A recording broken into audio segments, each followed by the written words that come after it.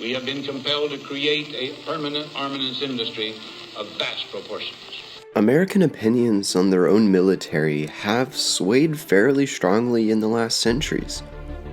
Those opinions, or rather, the swaying of them, has far more to do with the circumstance of situations. We'll dive into a few in a bit, far more than any change in the ways the U.S. Armed Forces have operated. Only in the 1950s did the U.S. Armed Forces finally begin, keyword begin, to integrate its ranks.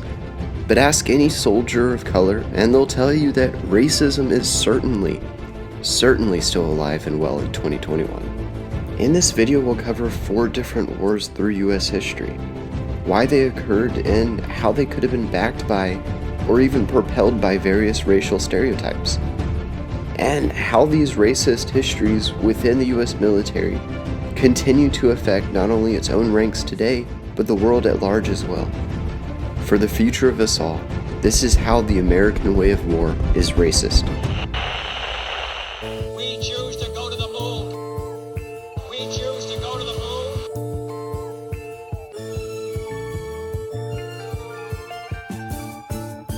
We choose to go to the moon in this decade and do the other thing. Not because they are easy, but because they are hard. Because that challenge is one that we're willing to. Before we get into the video, go ahead and hit that like button and subscribe. Not only does it help us understand what kind of videos you guys like and are looking for, it also helps with the YouTube algorithm. Thanks. From 1899 to 1906, the Philippines were invaded by and colonized by America. This was even worsened by the fact that the Americans had invaded because the Spanish Empire had refused the Philippines' request to form a freer government. In 1899, Rudyard Kipling wrote, quote, "Take up the white man's burden," expressing how America, similarly to Manifest Destiny, had a God-given right and obligation to spread democracy across the globe. This ideology was extremely popular in the States in the early 1900s and helped the US military sell that the Philippines was a charity operation to resolve them to democracy rather than expose the darker truth that it was a racialized invasion meant to gain and ascertain resources for the United States. Next, slightly in accordance with the article written by Walton Bellow listed down below, we'll reach the Pacific Theater in World War II. This aspect of World War II, promoted by the US military as a vengeance crusade to defend America and its supposed value system, the Japanese were painted in Americans' eyes as barbarians, animals, and murderers. You get the point. American propaganda was harsh.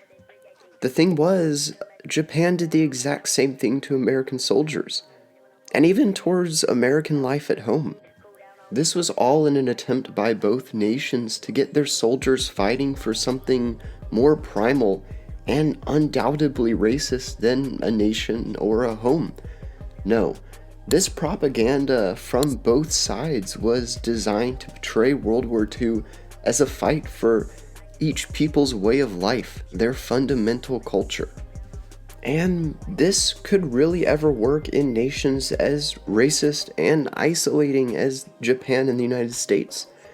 The US history of majority rule and isolationism perfectly sets up the ultra-militaristic approach that was taken in the Pacific Theater, where breaches of the Geneva Convention were completely normal, even mundane. And domestically, in the United States, Japanese Americans were determined to be outside the protections of the United States Constitution. All while Americans of German and Italian descent walked free. Mind you, America was at war with Germany, Italy, and Japan, yet only those of Japanese American descent were prosecuted. Further, a pessimistic approach to the dropping of 2 nuclear bombs at Nagasaki and Hiroshima in August of 1945 could be viewed as a complete attack on a civil population.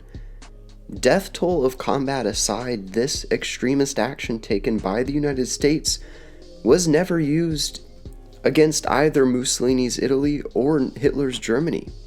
Even in situations such as the Battle of Berlin, where it's an inarguable truth that it could have saved countless of Allied and therefore American lives. This can feasibly be linked to, again, the race of the opponent in battle. With Asian opponents, America has been very, very willing to take on genocidal tendencies, while when facing white opponents, America tends to back off, and in situations such as the Battle of Berlin, perform siege maneuvers. But moving forward, in 1950 to 1953, the world saw America engage in its next racist war, the Korean War. This combat brought with it genocide, military racism, and denial of actions, among others. The US essentially entered the Korean War with a mandate for destruction. Anti-communist attitudes had never been higher, meaning the US military had the permission and the ability to act far more aggressively than before. And with these aggressive tactics in mind, the US commanding officer of the armed forces, Douglas MacArthur, came up with one bombing strategy while Joint Command in Washington, D.C. worked on another. MacArthur advocated for the use of atomic bombs, imagining a bombing campaign at the Korean-Chinese border, destroying any chance of communist reinforcement by land, as the campaign would create a radioactive cobalt belt spanning the peninsula.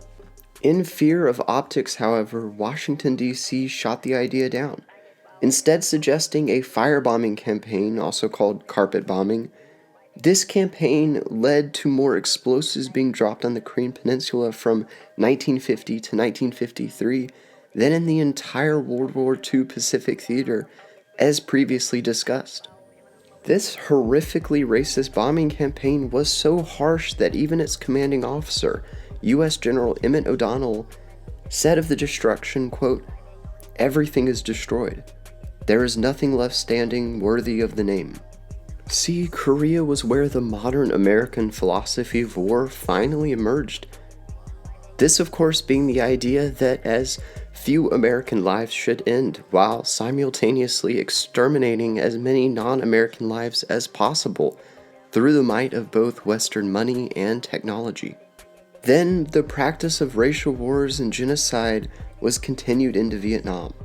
All the while, racial propaganda becoming more and more relevant in America, at the time calling Vietnamese people, quote, gooks, all in an attempt to bring every citizen into the fight, or make no Vietnamese non-combatants in America's eyes. This, of course, completely ignores the Geneva Convention, but the United States has rarely been subjected to the same moral laws it enforces on others globally.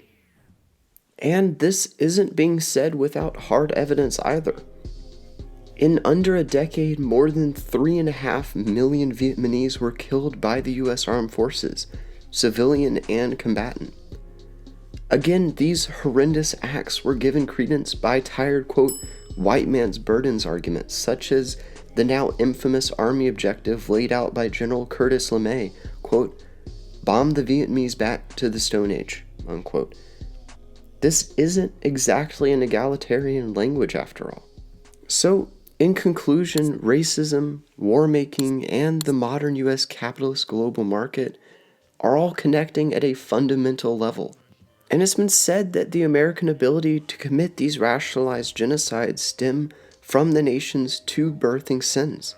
First, the genocide of nearly all Native Americans as Manifest Destiny was achieved, and second, the enslavement and then further subjugation through Jim Crow and other means of Africans stolen from a different continent. And in turn, these atrocities, these two fundamental founding laws, have played a role in creating the capitalist economy that fuels then future racialized wars, such as in Iraq or Afghanistan. Lastly, this philosophy is further modernized by the Western boom in technology, allowing loss of life to occur for enemies of America, but not for American soldiers, as said. This then in turn has modernized the racist global projection by the United States that white lives seem to mean more in war than non-white lives. Of course, this all is a complicated, confusing, and terrible history. As an American, it's both difficult and vital for me to face systematic truths that have built my way of life. But this is just how I feel. What about you? Do you disagree with the statement that this is a trend, or do you agree that America has both a history of militaristic terror and genocide? And for the future of us all, we better get educated and find solutions. Right back on this thing, it's wrong.